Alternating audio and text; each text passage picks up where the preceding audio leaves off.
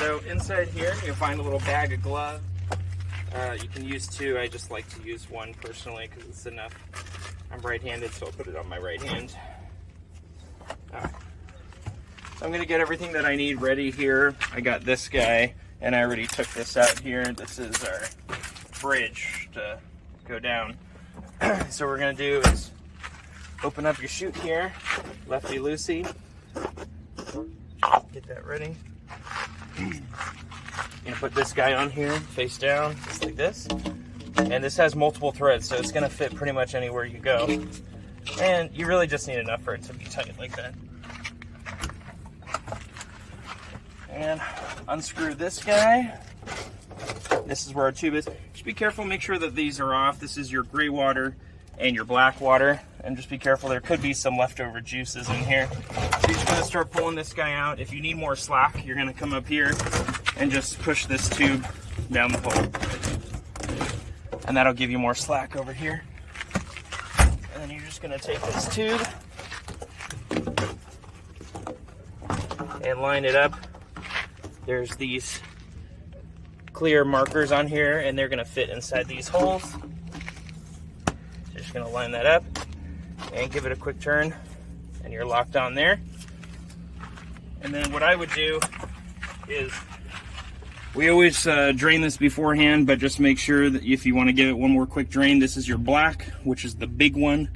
This is your poop chute. And your gray water here, this is your shower, your sink, and everything else. To release these, you just pull them straight out like this. And to close it off, push it down. In your white bucket here, you will find hose, which is for your potable water. We do have an extra hose in here. If for some reason this isn't long enough, they will connect together to give you a little bit extra room, but we found that this tends to be long enough here.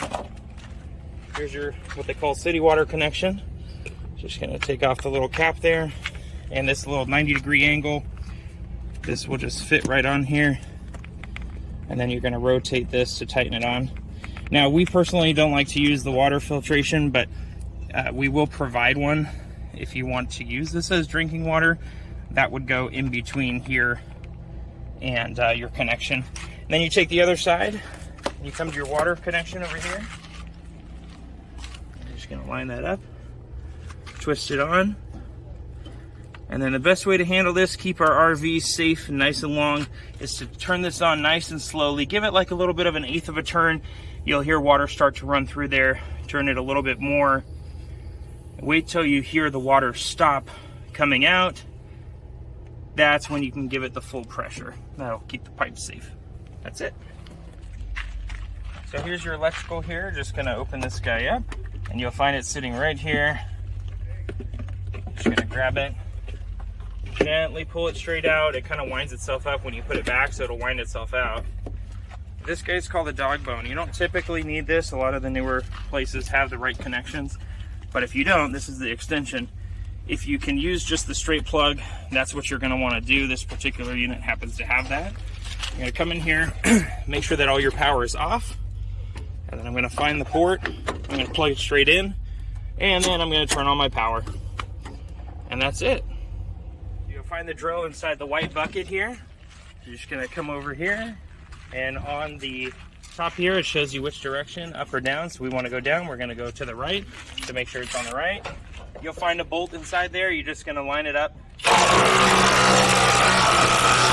And you're just gonna make sure this goes all the way down just until it touches the ground.